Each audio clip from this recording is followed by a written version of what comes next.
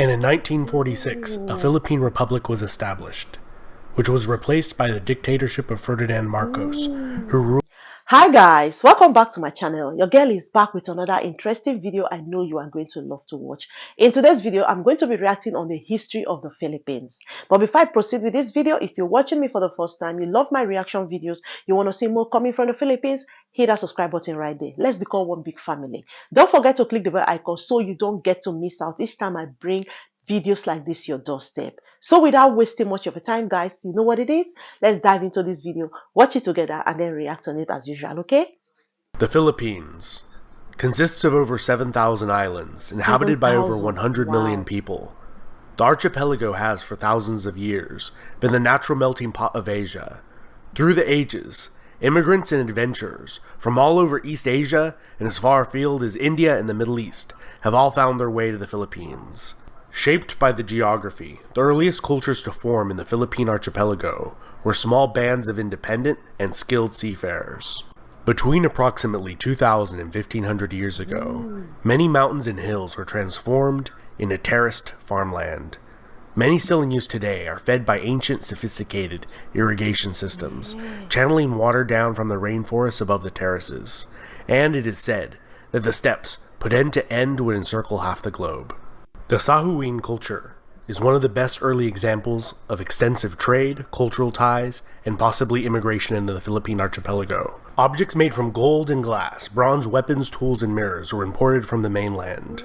Throughout this cultural region, similar art and jewelry was crafted, and the cremation of the dead was ubiquitous. The Sahuin culture is thought to be the predecessors of the Cham people of Vietnam, who formed a venerable kingdom.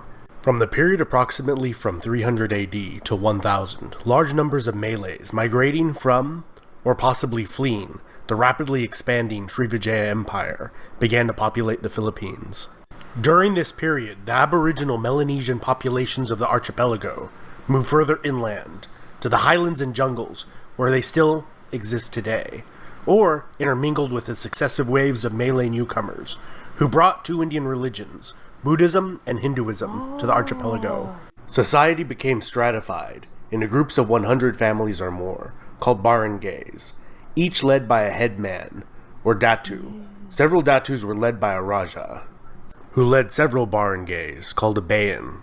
These kingdoms became extremely wealthy and had trade relations with the entire Eastern world. Paramount among these seems to have been the cosmopolitan city-state and trading hub of Tondo, located on the island of Luzon. The earliest written record discovered in the Philippines, the Laguna copperplate inscription, mentions the state of Tondo and is written in a script combining elements of Sanskrit, Old Javanese, Malay, and Tagalog. The barangays of Tondo were led by a lakan instead of a raja, and were democratically selected from among the datus of each barangay.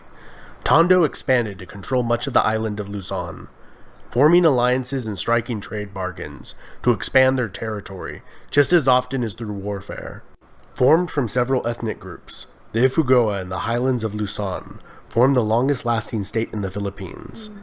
This self-sufficient, landlocked state lasted for over 1,000 years and was ruled over by a council of elders. Several other long-lasting states formed throughout the Middle Ages, including Mai, who held diplomatic relations with Song Dynasty China, until Tondo secured a monopoly on trade with China in the archipelago. The Madhas Confederacy was originally a vassal state of the Srivijayan Empire.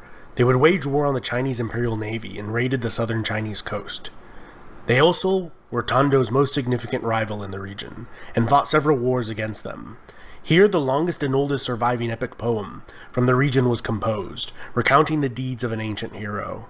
The Rajanate of Cebu was founded by a minor prince of the southern Indian Chola dynasty that occupied the island of Sumatra far to the south. He was sent to establish an expeditionary base. Instead, he rebelled and carved out an independent Rajanate for himself. The Rajanate of Bhutan was known for its mining of gold, its gold products, and extensive trade networks, reaching the civilizations of modern-day China, Japan, India, Indonesia, Persia, Cambodia, and Thailand. During this period, large gold deposits were discovered throughout the Philippines, and gold ingots and bracelets of different sizes were commonly used as currency throughout the region. The kingdom of Cabalawan was a Ming dynasty tributary, and as time went on, they had an increasingly hostile relationship with Tondo. In the early 1400s, the Sunni Islamic Bruneian Empire began to expand into the Philippine archipelago, and around the year 1500, established the semi-independent Rajanate of Manila as a competitor to Tondo's maritime dominance in the region. Built directly across Tondo on the opposite banks of the Pasig River Delta, Manila would gradually supplant Tondo, which fell under increasing Bruneian influence. The Sultanate of Maguindanao formed in the south, ruled over by a hereditary line of sultans that maintained very favorable relations with the Dutch and English for over 3 centuries, until finally falling to the Spaniards in the 19th century. In 1521, a Spanish expedition that would go on to be the first to circumnavigate the planet reached the Philippines. It was led by the Portuguese, Fernão de Magalhães. The Raja of Cebu declared allegiance to the Spanish crown and converted to Catholicism. The nearby small island of Mactan was not as amicable and killed Fernão as they disembarked with a small attack force on the island. The Spaniards left but would return quickly, sending 5 subsequent expeditions, and in 1543, Ruy López de Villalobos renamed the islands Las Filipinas after Philip II of Spain.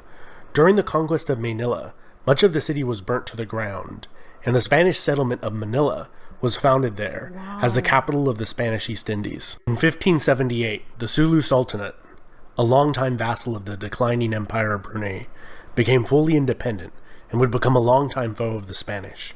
The Sultanate of Sulu became notorious for the so-called Moro raids, pillaging and taking of slaves. The Spanish would burn down their cities several times, only to have new bases of operations sprout up on different islands. By the mid-1600s, Manila was a bustling port city, as galleons crisscrossed the Pacific Ocean, leaving from Acapulco, in modern-day Mexico, filled with silver, mined there and in Potosi, and returning from Manila, filled with luxury goods such as porcelain, silk, and spices. Spanish territory would slowly expand, defeating a series of Dutch attempts to seize Manila. The British did seize it for a short while during the 7 Years' War, only to return it after the war had ended, and the treaty stipulated that they do so. Over the centuries of Spanish rule, Spanish became the primary language used in the Philippines. Many of the regional dialects and scripts completely disappeared over time. Following the Spanish-American War and period of U.S. military rule, the Philippines became an American territory, and in 1935 became an American Commonwealth. During the brutal Japanese occupation of the Philippines in the Second World War, 500,000 to 1 million Filipino civilians were killed. In 1943, the Japanese set up a short-lived puppet state. After the war, the Philippines returned to being an American Commonwealth. And in 1946, a Philippine Republic was established, which was replaced by the dictatorship of Ferdinand Marcos, who ruled as a dictator under martial law from 1972 until 1981, and held the position of president for over 20 years. His regime was infamous for its corruption, extravagance, and brutality. Eventually, public outrage boiled over, and in a snap election, he was removed from power and fled to Hawaii. He was replaced by Maria Corazon Aquino, the wife of a murdered opposition leader, who returned to face Marcos. She has been followed by 5 more Philippine.